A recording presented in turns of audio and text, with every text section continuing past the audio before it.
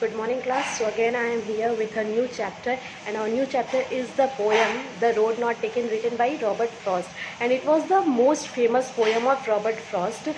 In this poem Robert Frost had given the theme of making choices, कि जैसे life में अक्सर कई बार ऐसी सिचुएशन आती है जब हमारे पास दो चॉइसेस होती हैं और दोनों में से हमें एक को चूज़ करना पड़ता है। सपोज़ कि आपके पेरेंट्स आपसे पूछते हैं कि इस बर्थडे पे आपको क्या गिफ्ट चाहिए, लैपटॉप या फिर टैबलेट, तो हम कंफ्यूज हो जाते हैं कि दोनों ही बहुत अच्छी चॉइसेस है और दोनों में से हमें किसको सेलेक्ट करना चाहिए। तो वैसे इस पोएम का मेन थीम भी यही है कि जो पोइट होता है वो कहीं जा रहा होता है और उसे दो रोड मिलती है और वो बहुत कंफ्यूज हो जाता है कि कौन सी रोड को उसे चूज़ करना चाहिए। तो मेन थीम यही है कि हमें लाइफ में कई बार ऐसी सिचुएशंस आती हैं जब हमारे पास दो चॉइसेस होती हैं और हमें पता नहीं होता है कि दोनों चॉइसेस का रिज़ल्ट क्या होगा। तो हमें उन चॉइसेस के रिज़ल्ट को माइंड में रखते हुए हमें चूज़ करना पड़ता है किसी एक को। तो वो बहुत कंफ्यूजिंग और बहुत मुश्किल हो जाता है वो टाइम। तो ऐसे ही इस पोएम में भी पोइट के साथ यही हुआ था। बट पोइट लास्ट में क्या चूज़ करता है कि he chose the road which is less travelled, means ऐसा रोड जिसपे कम ट्रैवल किया गया हो, जिसपे लोगों ने कम ट्रैवल किया गया हो, because he wanted to do something adventurous. Okay, so let's go with the detailed summary of this poem. So this is a poem, and in this poem, this well-known poem is about making choices and the choices that shape us. Robert Frost is an American poet who writes simply but insightfully about common ordinary experiences. Means Robert Frost जो है वो बहुत great poet थे, लेकिन फिर भी उन्होंने बहुत सिंपल लैंग्वेज में लिखा है कि हम उनकी पोएम को या फिर उनकी किसी भी राइटिंग को पढ़ के ईजिली उसका मीनिंग समझ सकते हैं। ठीक है, और पोएम का मेन थीम क्या है कि लाइफ में कई बार हमारे पास ऐसा होता है कि हमारे पास ऑप्शंस होते हैं। ठीक है, और हमें उन दोनों ऑप्शंस में से एक को चूज़ करना पड़ता है, और चूज़ हम क्या करते हैं जिसकी मेजॉरिटी ज़्यादा होती है, मीन्स जो लोगों के द्वारा ज़्यादा किया जाता है हम उससे ही चूज़ करते हैं।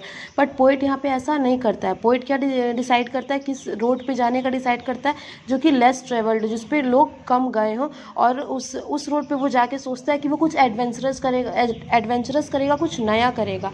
ठीक है, ऐसे अभी जैसे कि अभी हमारे साथ भी होगा 1-2 साल में कि आपको क्या करना होगा कि आपको स्ट्रीम चूज़ करनी होगी कि आप कॉमर्स लोगे कि साइंस लोगे या फिर आर्ट्स लोगे।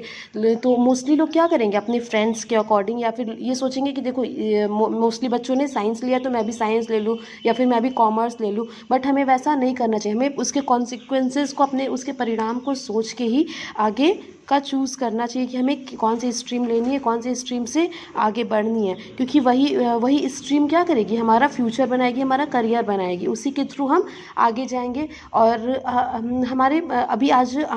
हमारे लाइफ में जो भी कुछ होता है वो किसकी वजह से होता है, वो किसी न किसी डिसीज़न की वजह से ही होता है। कि हमने अगर कोई भी डिसीज़न लिया है, भले ही आज हम सैड हों, हैप्पी हो, कुछ भी हो, वो किसी न किसी डिसीज़न का ही रिज़ल्ट होता है। So let's start with the poem. Two roads diverged in a yellow wood. Diverged means divided. Yellow किसको क्यों कह रहा है, ऑटम सीज़न की बात कर रहा है। ऑटम सीज़न में क्या होता है, सारी लीव्स और जितनी भी ग्रीनरी थिंग्स होती हैं, नेचुरल थिंग्स होती हैं, वो क्या हो जाती हैं, येलो पड़ जाती है, सूख जाती हैं। ठीक है, वुड यहाँ पे फॉरेस्ट के लिए कह रहा है, जंगल के लिए कह रहा है। तो क्या कह रहा है पोइट कि two roads diverged in a yellow wood and sorry I could not travel both. Poet कह रहा है कि मैं जब वो ट्रेवल कर रहा था तो लास्ट रोड से क्या मिलता है, 2 रोड्स मिलती हैं, जो कि वो ऑटम सीज़न की बात कर रहा है कि जंगल में उसे ऑटम सीज़न में जाते वक्त उसे 2 रोड्स मिलती हैं। And sorry I could not travel both, और सॉरी मैं दोनों पे ट्रेवल नहीं कर सकता हूँ या फिर नहीं कर सकता था। And be one traveller long I stood, और मुझे क्योंकि एक ट्रैवलर बनना था, क्योंकि मुझे एक रोड चूज़ करना था, तो क्या हुआ, standing there for a long time. Means poet वहाँ पे क्या करता है, लॉन्ग आई स्टूड कहता है पोइट कि जब तक मैंने डिसीज़न नहीं लिया कि मुझे कौन से रोड पे चलना है, तब तक मैंने क्या किया, मैं वहीं खड़े होकर सोचता रहा बहुत देर तक। And looked down one as far as I could to where it bent in the undergrowth. और पोइट क्या कहता है कि मैं वहाँ खड़े होकर जितने दूर तक मैं देख सकता था, मैं देखा, जितने दूर देख सकता था। उसका मतलब क्या कि वो उसके रिजल्ट को सोच रहा था कि अगर मैं ये स्ट्रीम चूज़ करता या फिर अगर ये रोड चूज़ करता हूँ तो आगे जाके उसके कॉन्सिक्वेंसेज, उसके परिणाम क्या होंगे। तो वो कहता है कि मैं जितना भी दूर तक उसका परिणाम सोच सकता था मैंने सोचा। और उसके बाद फिर क्या कहता है वो, वो कॉन्सिक्वेंसेस के बारे में सोचता है और कहता है कि and look down one as far as I could to where it bent in the undergrowth. और वो सोचता, उसके सारे कॉन्सिक्वेंसेस को सोच के कि वो जो भी रोड चूज़ करेगा वो उसका परिणाम क्या होगा, वो कहाँ किस तरफ मुड़ेगा, कहाँ उसे ले जाएगा, उन सब के बारे में वो सोचता है वहाँ खड़े होके। Then took the other just as fair and having perhaps the better claim.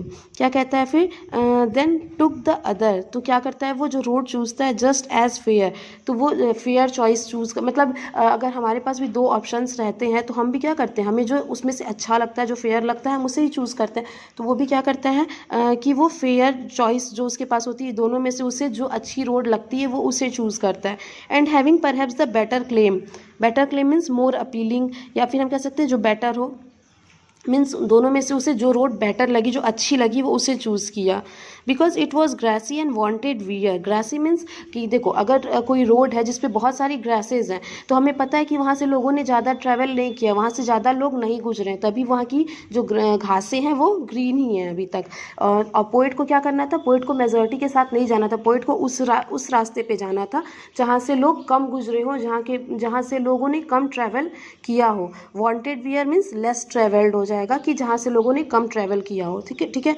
तो because it was grassy and wanted wear, तो पोइट दोनों में से क्या करता है, दोनों में से सुंदर जो रोड रहती है उसको चूज़ करता है। सुंदर का मतलब ये नहीं कि वो सुंदर रास्ते पे जाना चाहता था, क्योंकि वो सुंदर रास्ते का मतलब है कि वहाँ से लोग ज़्यादा गुजरे नहीं हैं। लोग क्या किए हैं, लोग ऐसे रास्ते पे गए, लोग जिस रोड पे गए हैं उस रोड की घासें जो होंगी, जो ग्रासेज होंगी, वो क्या होंगी, एकदम सूख चुकी होंगी, क्योंकि वहाँ से लोगों ने ज़्यादा ट्रैवल किया है। तो पोइट क्या करता है, जिस रोड पे जो ग्रासेस थी वो ज़्यादा ग्रीन थी, उस रोड पे वो जाता है।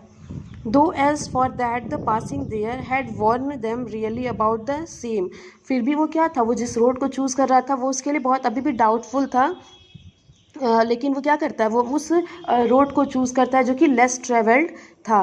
ठीक है। तो पोइट इसलिए वो लेस ट्रेवल्ड रोड नहीं चूज़ कर रहा है कि वो बहुत सुंदर थी, वो इसलिए चूज़ कर रहा है क्योंकि वो कुछ अलग करना चाहता था, वो डिफरेंट करना चाहता था, वो कुछ एडवेंचरस करना चाहता था कि वो चाहता था ये जानना कि उस कभी ना चलने वाले रोड पे जाके उसे क्या कुछ नया मिलेगा, वो उसका रिजल्ट क्या होगा। And both that morning equally lay in leaves no step had trodden black. Oh, I kept the first for another day. तो यहाँ पोइट क्या कह रहा है कि अब पोइट को ऐसा लग रहा है कि मीन्स दोनों जो रोड्स हैं वो क्या है, इक्वली, दोनों रोड्स पे लोगों ने इक्वली ही चला है। In leaves no step had trodden black, कहता है कि उस रास्ते पे जो पत्तियाँ गिरी हुई थी ऐसा लग रहा था उस पर कोई चला नहीं है। Oh I kept the first for another day, तो इसलिए वो जिस रास्ते पे उसे लग रहा था कि जिस रास्ते की पत्तियों पे, ग्रासों पे लोगों ने चला नहीं है, लोग ट्रैवल नहीं किए हैं, वो उसको चूज़ करता है और कहता है oh I kept the first for another day. और जो दूसरी रोड थी, जो पहली वाली रोड थी, उसको मैंने दूसरे दिन के लिए छोड़ दिया। और वो कहता है कि मैंने सोचा है, मैंने डिसीज़न लिया कि मैं फिर और आके उस रोड पे ट्रैवल करूँगा। Yet knowing how way leads on to way, I doubted if I should ever come back. कहता है कि येट नोइंग मीन्स ये जानते हुए भी कि एक रोड दूसरे रोड को लेके जाती है, मीन्स एक रास्ता जो है वो हमें दूसरे रास्ते पे लेके जाएगा, तो भी मैं ये जानते हुए भी मैं ये सोचता हूँ कि मैं वो जो दूसरी रोड है जिसे मैं छोड़ के जा रहा हूँ, मैं उसे दूसरे दिन आके उस पर भी ट्रैवल करूँगा। आई doubted if I should ever come back, उसे ये पता था कि एक रास्ता दूसरे रास्ते को लेके जाता है, फिर भी इस संदेह में भी वो क्या करता है, ये सोचता है कि क्या वो दोबारा वापस आ पाएगा। उसने ये तो सोच लिया कि हाँ वो दोबारा किसी और दिन आके उस रोड पे ट्रैवल करेगा, लेकिन फिर भी वो सोचता है कि क्या मैं वापस कभी आ पाऊँगा। I shall be telling this with a sigh somewhere ages and ages hence, two roads diverged in a wood, and I took the one less traveled by, and that has made all the difference. अब कहता है I shall be telling this with a sigh, वो जो road choose किया है उसे उसने choose तो कर लिया कन्फ्यूज़न में ही, और जो दूसरी रोड को वो छोड़ रहा है कि उस पर मैं दोबारा आके कभी ट्रैवल करूँगा, वो ऐसा कह तो दिया, ऐसा डिसीज़न तो उसने ले लिया, लेकिन फिर भी वो क्या करता है, बहुत कन्फ्यूज्ड है अभी भी। और he was taking a deep breath, क्योंकि जैसे वो एक आह भरता है और ये सोचता है कि पता नहीं मैं ये कह तो रहा हूँ, लेकिन पता नहीं कभी मैं अपने इस कहे हुए को पूरा कर पाऊँगा या नहीं कर पाऊँगा। Somewhere ages and ages hence two roads diverged in a wood and I took the one less traveled। तो कहता है कि कभी मैं फ्यूचर में जाके ये सोचूंगा कि एक दिन मैंने एक जंगल से गुजरते हुए मैंने दो रोड्स में से एक को चूज़ किया था जो कि लेस ट्रेवल्ड थी, जिस पे से लोगों ने कम ट्रैवल किया था, जिस पे से लोग कम गुजरे थे, उसको मैंने चूज़ किया था। और आज जो भी कुछ मेरे साथ होगा, मीन्स उसके बाद फ्यूचर में उसका जो भी रिज़ल्ट होगा, वो रिज़ल्ट चाहे अच्छा हो चाहे बुरा हो, किसका होगा, उसके उस डिसीज़न मेकिंग का ही होगा। मीन्स उसने जो भी डिसीज़न लिया कि अच्छे राह पे उसे कौन सी रोड पे जाना है, उसका ही परिणाम होगा कि आगे जाके उसके साथ जो भी उसका रिज़ल्ट होगा वो सब उसी डिसीज़न का ही परिणाम होगा। मीन्स हमें हम अगर अगर हम आज जो कुछ भी हैं तो वो किसका रिज़ल्ट है, वो हमारे पास्ट में हमने कोई ना कोई ऐसा डिसीज़न लिया होगा जिसका रिज़ल्ट है कि हम आज यहाँ पे स्टैंड है। ठीक है, तो ऐसा ही होता है। इस पोएम का मेन थीम यही था कि लाइफ में हमें कई बार मोस्टली ऐसे डिसीजंस लेने पड़ते हैं जिसका रिज़ल्ट हमें पता भी नहीं होता, लेकिन रिज़ल्ट को सोच के हमें उन डिसीजंस को लेना पड़ता है और वो डिसीज़न मेकिंग बहुत टफ होता है। सो I think you all have got my point, and you all have well understood the theme of this poem, and if you have any doubt you can ask me without any hesitation. Okay, that's all. Thank you.